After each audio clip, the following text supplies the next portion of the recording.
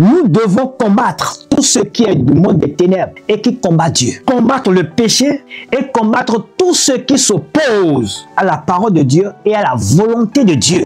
Cette séparation crée de l'autre côté un attachement, un lien d'intimité avec Dieu.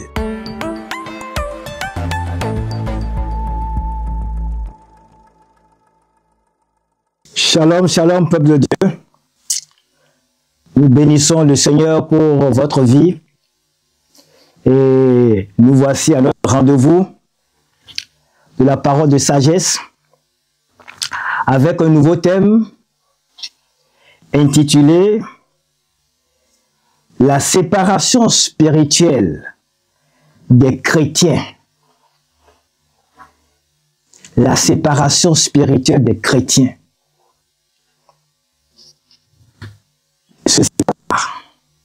Nous allons en parler. Alors que le Seigneur nous aide et nous conduise, qu'il prenne le devant lui-même pour nous donner plus d'explications. Nous allons prier.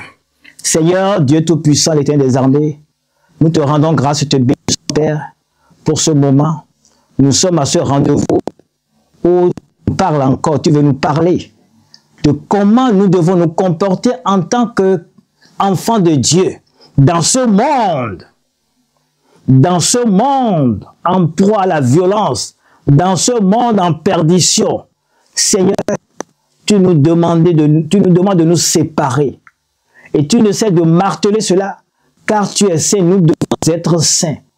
Papa, tu nous dis encore que ce combat n'est pas charnel, mais hautement spirituel. Papa, donne-nous la grâce. Renouvelle notre intelligence, c'est que nous comprenions comment nous séparer du monde et des parents.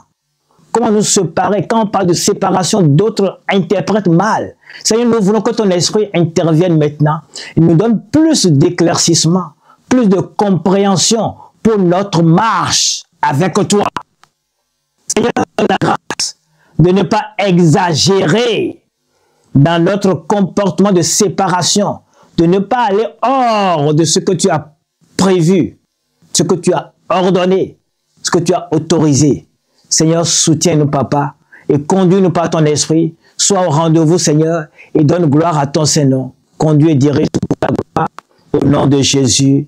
Amen. Peuple de Dieu, shalom. Encore une fois, nous allons parler, opiner aujourd'hui sur la séparation du chrétien. Et nous allons lire d'abord deux passages. Psaume 45, verset 11, et qui dit ceci. Je vous le dis, écoute, ma fille,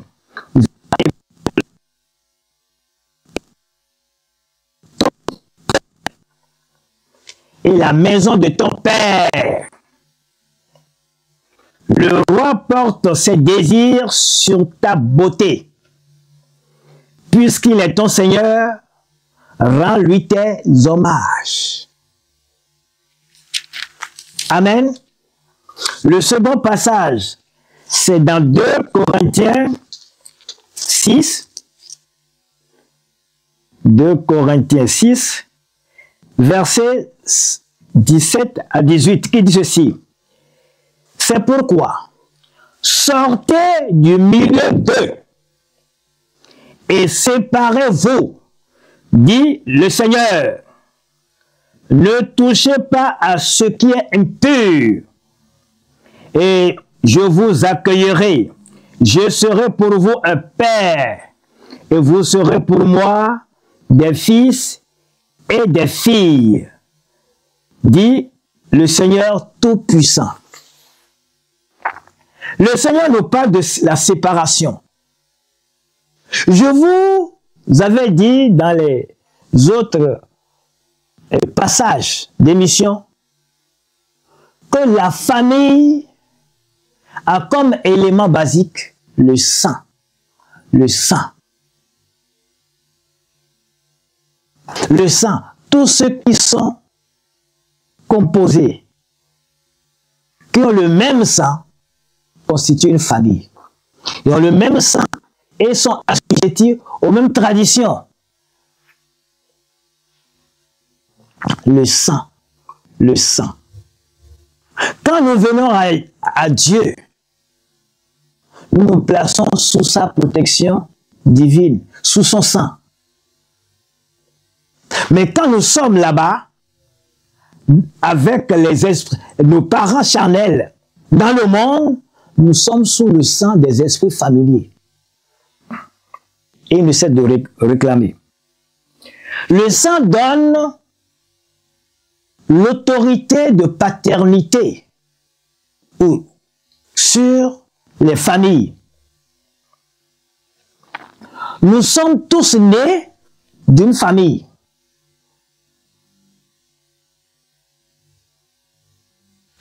À la base. Et dans notre conversion, nous sommes nés dans une autre famille à la conversion. Et le Seigneur nous dit ici,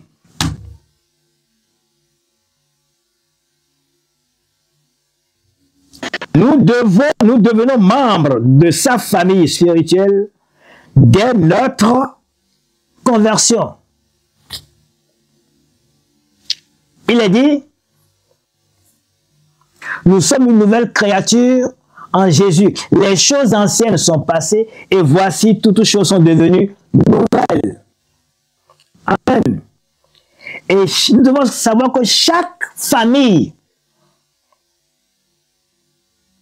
a ses interdits, ses totems et ses instructions, ses droits, ses prescriptions, ses lois.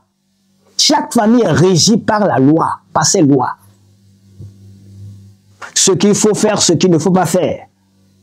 Si vous faites, vous entrez en conflit avec les esprits.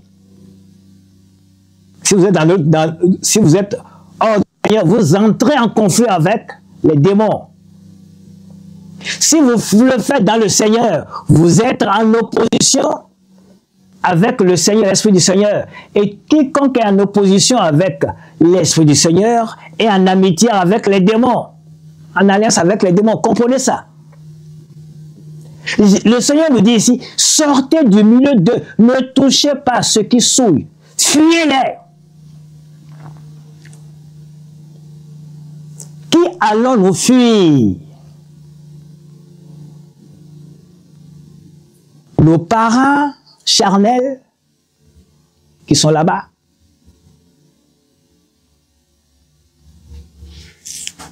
Qui ne pas toucher? Comprenez que le Seigneur nous dit, le combat n'est pas charnel, n'est pas contre le sang et la chair. Le combat est hautement spirituel. Le Seigneur nous dit ici, puisque nous sommes esprits, nous sommes nés de lui, Dieu, et que nous sommes revenus à lui. Nous devons combattre tout ce qui est du monde des ténèbres et qui combat Dieu.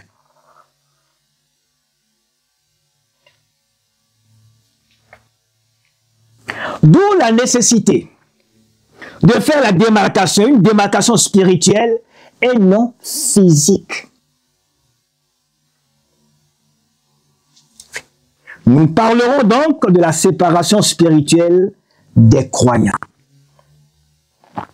La conversion au Seigneur exige donc cette séparation spirituelle du croyant d'avec les esprits familiers. Mais aujourd'hui, il y a assez de confusion sur ce que se crée cette séparation dans les familles. Et ce qui fait que aujourd'hui le Seigneur a voulu vraiment mettre en lumière ce que nous devons entendre par la séparation du chrétien des esprits familiers. Le concept de la séparation du mal est fondamental à la relation que Dieu entretient avec son peuple. Cette séparation a deux visages, se présente sous deux angles. Il y a un angle positif et un angle négatif. Alors, l'angle sous lequel nous devons voir cette séparation de façon négative consiste donc à nous séparer moralement et spirituellement du péché et de tout ce qui s'oppose à la volonté de Dieu et à sa sainteté. Tout ce qui s'oppose à la volonté de Dieu, il faut combattre ça. C'est la première séparation. Sous l'angle négatif, il faut combattre le mal, moralement et spirituellement. Combattre le péché et combattre tout ce qui s'oppose à la parole de Dieu et à la volonté de Dieu.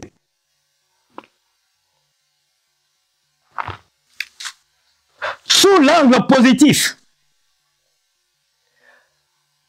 nous séparer de tout ce qui est péché et mal. Donc, nous conduire à nous attacher à ce qui est de Dieu. Et nous ramener à une intimité, une relation d'intimité dans laquelle Dieu devient notre Père. Et nous devenons donc ses fils et ses filles. La séparation du mal, du péché, la séparation morale, spirituelle d'un chrétien du mal, du péché, sa séparation avec tout ce qui combat la parole de Dieu et combat la volonté de Dieu, cette séparation crée de l'autre côté un attachement, un lien d'intimité avec Dieu. C'est l'angle positif dont je parlais. Dans ce cas, dans l'Ancien Testament, nous revenons toujours, Dieu a choisi Israël comme son peuple. Il lui a dit de ne pas avoir de relation avec les pratiques des autres peuples pour ne pas se souiller. Le même appel est également à nous aujourd'hui.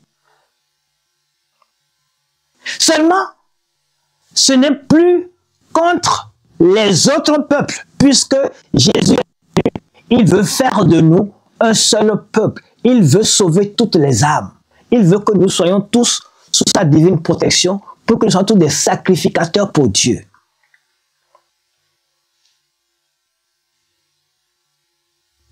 La séparation que Dieu demande, la séparation spirituelle du chrétien, du croyant, que le Seigneur demande, cette séparation doit créer en nous à la fois la haine, l'amour divin, l'opposition et la crainte de Dieu. Ça, nous devons avoir ces 4 caractères, sentiments en nous. C'est-à-dire, la séparation doit créer en nous ces 4 caractères. Sinon, il y a problème.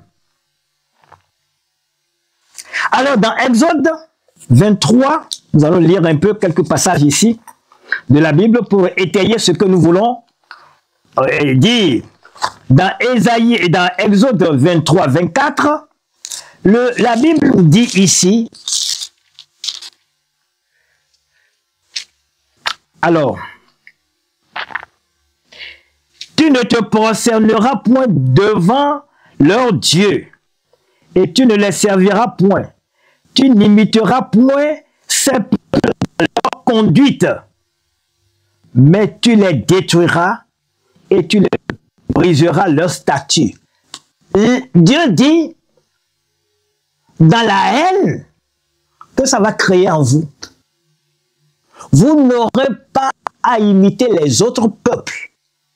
dans leur pratique spirituelle. Vous devez briser tout. Ne les imitez pas. Sinon, vous allez vous souiller. Amen. Dans Lévitique 20, 26, il dit, je vous ai mis à part pour que vous soyez à moi. C'est comme je le suis. Donc, la séparation morale et spirituelle, l'accent est mis là-dessus ici. Amen. Nous devons ici, dans le Nouveau Testament, la séparation des croyants est envers la corruption du système de ce monde et du compromis impie. Jean 17, le Seigneur a prié et dans sa prière, Jean 17, versets 15 à 16, Jésus nous parle. Il dit ici, vous suivez avec moi, il dit 15, je ne te prie pas de les ôter du monde, mais de les préserver du mal. Le mal est dans le monde. Nous devons haïr le mal qui est dans ce monde. Amen. Ils ne sont pas du monde, comme moi je ne suis pas du monde. Donc, tout ce que le monde présente, il faut avoir de la haine contre ça. Et Jésus nous dit, n'aimez pas le monde ni les choses qui sont dans le monde. Jean 2, 15, lisez ça. Nous continuons encore. Jésus dit encore, dans 2 Timothée 3, vous voyez, nous lisons dans 2 Timothée 3, la parole de Dieu, versets 1 à 5. Il dit, sache que dans les derniers temps, il y aura des temps difficiles. Des hommes seront égoïstes, amis de l'argent, fanfarons, hautains, blasphémateurs, ingrats, sans insensibles, déloyaux, calomniateurs, intempérants, cruels, ennemis des gens de bien, traîtres, emportés en fait d'orgueil, aimant le plaisir plus que Dieu, ayant l'apparence de la piété, mais reniant tout ce qui fait la force.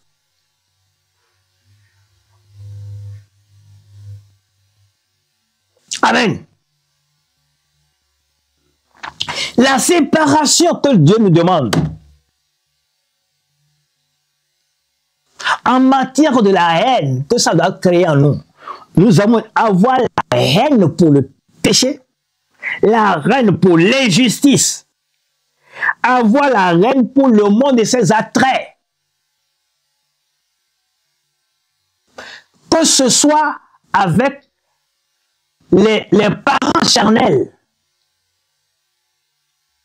ou même avec les parents spirituels, la famille spirituelle, même dans l'église. Écoutez ce qui est dit ici. Ce qui est dit dans 2 Timothée 3, que nous venons de lire, de 1 à 5, il est dit, éloigne-toi de ces gens. Il y a des gens comme ça encore dans l'église. La séparation, ce n'est pas seulement contre les gens de dehors, contre les gens qui sont à l'église et qui vivent en déphasage avec l'enseignement de la parole de Dieu. Tu dois t'opposer à ceux-là, puisque vous êtes dans une famille spirituelle. Là, ceux qui sont du dehors, tu as déjà de la haine pour leur pratique, tout ça là, spirituel. Mais ceux qui sont dedans, et qui sont avec toi dans une famille spirituelle, tu dois t'opposer à eux parce qu'ils ne vivent pas selon la parole de Dieu.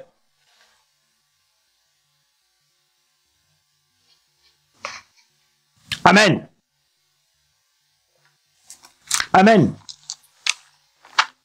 Ce n'est pas seulement Quand on dit séparation, ce n'est pas, nous ne voyons que seulement les gens du dehors. Non, ça nous concerne les gens du dedans. Ceux qui sont également dedans sont concernés. Alléluia. Dans Romains 12, au verset 9, nous lisons quoi? Que la charité soit sans hypocrisie. Ayez le mal en horreur.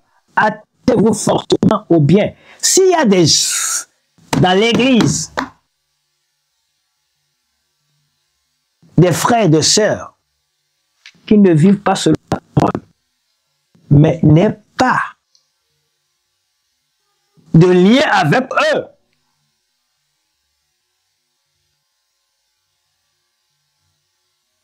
amen, tu n'as pas à avoir de lien avec eux.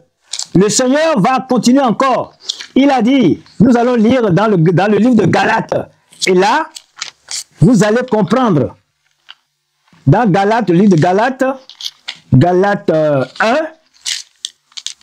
verset 9, nous dit ceci. Et nous l'avons dit précédemment. Et je le répète, à cette heure, si quelqu'un vous annonce un autre évangile que celui que vous avez reçu, qu'il soit anathème. Il y a même des faux prophètes auxquels tu vas t'opposer. Si tu veux te séparer, il faut t'opposer à ça. Le second sentiment que séparation spirituelle du croyant, en dehors de la haine pour le péché, la haine pour le péché, le mal, la haine pour les pratiques spirituelles du monde, la haine pour le monde et ses attraits et ces choses, il y a l'opposition. Et l'opposition vient dans la famille chrétienne même. Ceux qui ne pratiquent pas et qui ne vivent pas selon la parole de Dieu, Dieu dit méfie-toi, écarte-toi d'eux. C'est non seulement les gens du dehors, écarte-toi d'eux.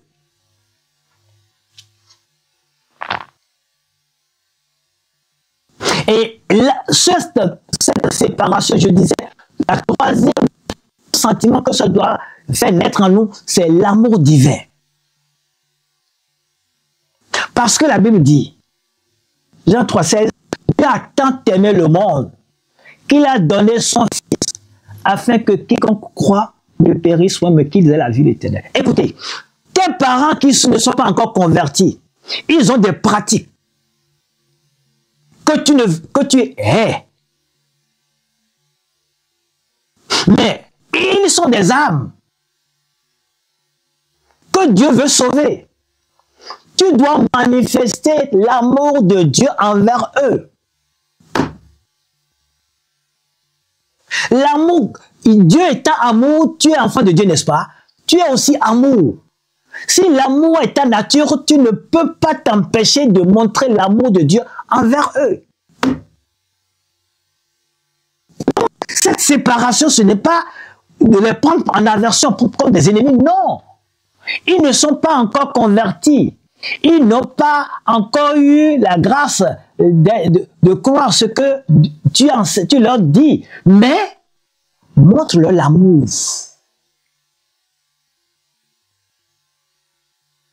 Il y a bon nombre de ces chrétiens qui disent, puisque mes parents ne sont pas convertis, je n'ai plus rien à faire avec eux. Si tu fais ça, tu iras en enfer. Si tu vis ça, tu iras en enfer. Je te dis, c'est vrai. Parce que Dieu a dit, honore ton père et ta mère. Il a dit, honore. Et ça là, c'est encore là d'actualité. Il n'a pas conditionné. Il n'a pas dit, s'ils sont convertis. Il dit, honore-les.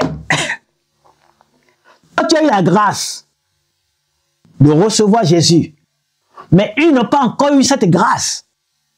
Mais quel est le pas que tu fais envers eux pour qu'ils viennent à toi, à Jésus? Quel est l'amour que tu manifestes envers eux? La séparation, ce n'est pas une séparation brute. Couper les ponts, ce n'est pas comme ça. L'enfant de Dieu doit savoir discerner La Bible dit, il faut discerner ce qui est bon et agréable devant Dieu. Dieu les cherche, Dieu veut les sauver. Mais va leur montrer l'amour de Dieu.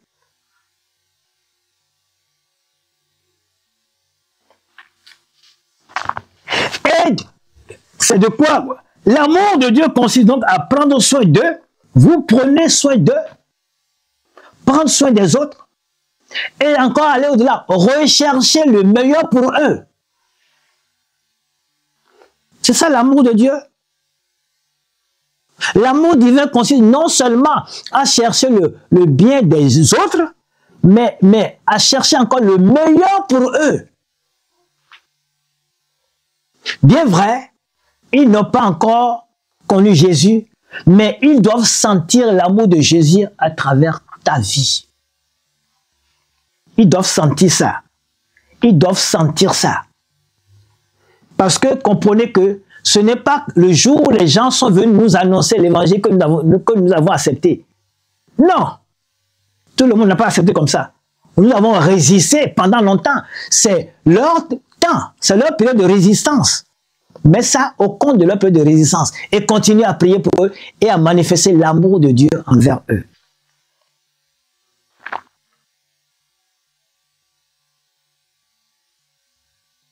Alléluia. Dieu dit, si nous lisons dans 1 Corinthiens 5:5, au nom du Seigneur Jésus, vous et mon esprit étant assemblés avec la puissance de notre Seigneur Jésus, qu'un tel homme soit livré à Satan pour la destruction de la chair, afin que l'esprit soit sauvé. Bien, ici c'est la pratique. La pratique.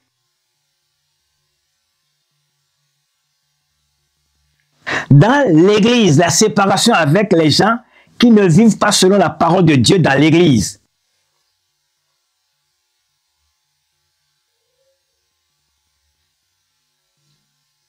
Nous l'avons déjà dit. Le quatrième sentiment ou caractère que nous devons avoir, cette séparation spirituelle du croyant, est la crainte de Dieu. La crainte de Dieu, nous devons l'avoir. Pourquoi? Pour le salut de notre âme.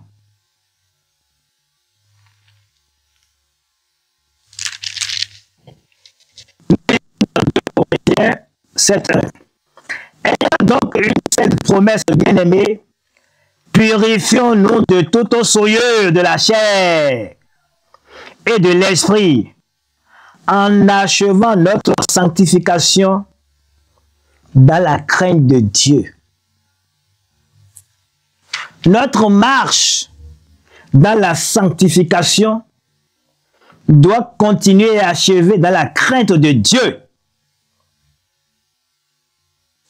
Et cette crainte vise à préserver, à préserver notre salut. Amen. À préserver notre salut.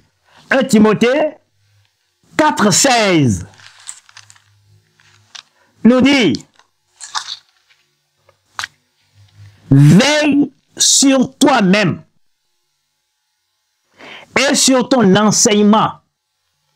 Persévère dans ces choses, car en agissant ainsi, tu te sauveras toi-même et tu sauveras ceux qui t'écoutent. La crainte de Dieu, la crainte de Dieu doit te pousser à être exemplaire dans ce que tu enseignes, à être exemplaire dans la chrétienté que tu pratiques. Tu dois faire vivre la parole qu'on t'enseigne ou que tu enseignes. Tu dois d'abord être la première personne à la vivre, à la pratiquer. Amen. La crainte nous conduire à faire quoi encore? À vivre pleinement pour Dieu. Et ça, ça, lisons Matthieu 22, 37. Gloire à Jésus. Jésus lui dit, nous avons dit, nous devons vivre pleinement pour notre Dieu. Le 37 dit, tu aimeras le Seigneur ton Dieu de tout ton cœur, de toute ton âme et de toute ta pensée. Ça fait partie de la crainte de Dieu. La séparation spirituelle du croyant le pousse à aimer Dieu. Tu te sépares de tout ce qui peut souiller ton âme. Donc tu t'accroches à Jésus. Tu dois l'aimer davantage.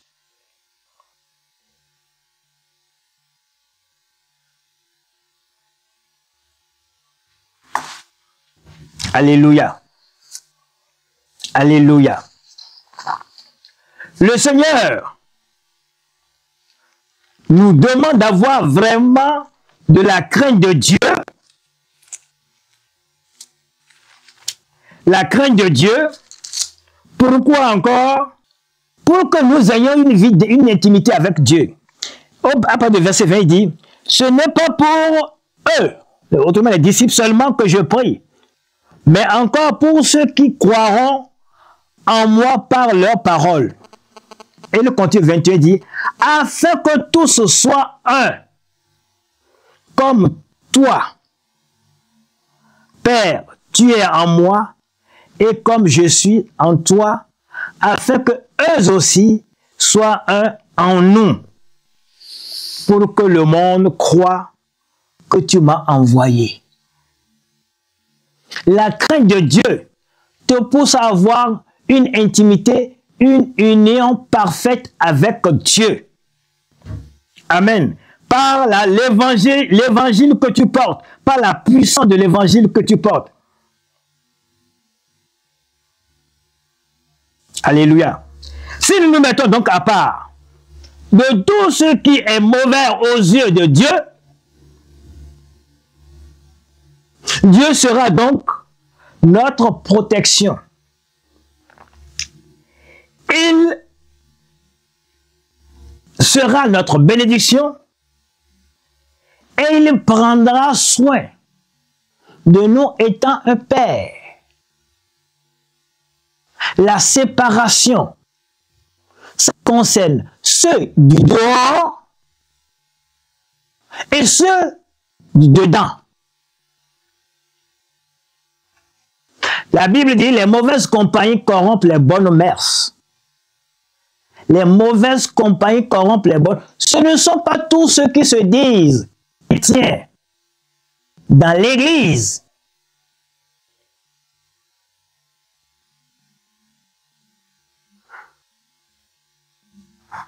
qui sont exemplaires, qui vivent selon la parole de Dieu. La Bible dit, le juste, ce n'est pas celui qui entend et écoute la parole. Mais le juste, devant Dieu, c'est celui qui met en pratique ce qui est dedans, ce qui est enseigné, la parole. Quiconque ne fait pas ça, il faut le fuir. Il faut le combattre dans l'église. Il faut s'opposer à lui. Mais avec amour. Dieu dit avec amour. Parce que Dieu ne veut pas la mort du péché. Il veut qu'il revienne. Il est dedans. Il n'a pas la force de vivre de la parole. Oppose-toi à lui, mais avec l'amour, pour le ramener sur le droit chemin. Donc, la séparation, ce n'est pas ce que nous faisons là. Il y a plusieurs qui sont dans l'erreur. Ils sont dans l'erreur. Parce que l'autre n'est pas venu, il n'est pas au Seigneur, je bats. Je bats tout contact avec lui. Si tu fais ça, tu vas finir en fait. Je le dis. Et ça, c'est la parole de Dieu.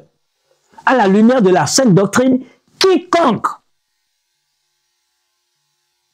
s'isole parce que ses parents ne sont pas convertis, il les ignore. c'est que tu les as tués vivants. Tu es un assassin, tu iras en enfer. Dieu ne nous veut pas ça.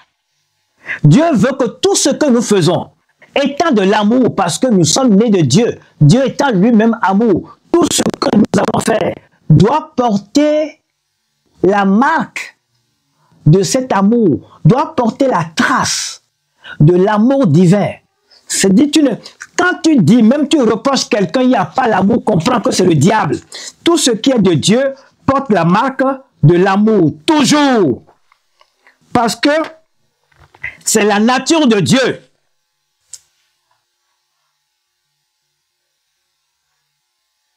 On ne se moque pas des gens. Ils n'ont pas compris aujourd'hui. Mais toi aussi, tu n'as pas compris, tu n'as pas saisi la foi en Dieu du jour au lendemain. Mais c'est avec le temps. D'autres ont même prié pour toi et jeûné même pour toi. Donc ceux-là, avec qui tu as affaire dans la matière de la séparation, ils ont besoin de l'amour de Dieu pour eux. C'est ceux du dehors. Mais ceux du dedans ont besoin que ceux qui ne suivent pas correctement et ils ne pratiquent pas la parole, tu t'opposes à eux pour leur ouvrir les yeux. Et tout doit se faire avec amour. Et la crainte que tu as de Dieu doit te pousser toi-même à vivre et avoir une vie d'intimité avec Dieu. Parce que la crainte de Dieu exige de toi que tout acte que tu veux poser, tu le présentes, tu l'exposes à Dieu. Tu le présentes à Dieu. Sinon, Dieu dit, Exode 30, verset 1. Lisons. Et Ésaïe 30, verset 1. Ésaïe 30, verset 1, Dieu dit, et là, ici, c'est ceux qui n'ont pas la crainte de Dieu. Écoutez ce qu'il dit. Il dit, malheur, dit l'Éternel, aux enfants rebelles, qui prennent des résolutions sans moi, qui font des alliances sans ma volonté, accumulant ainsi péché sur péché. Si tu veux poser un acte sans l'exposer, le présenter à Dieu, tu n'as pas la crainte de Dieu. La crainte de Dieu passe par là d'abord. Parce que la crainte de Dieu te pousse à ne pas être indépendant, à ne pas agir de façon indépendante.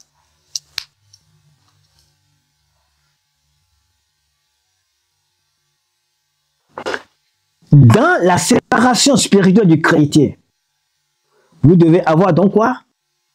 La haine pour le monde et les choses du monde, la haine pour le péché, la haine pour les pratiques spirituelles des parents charnels,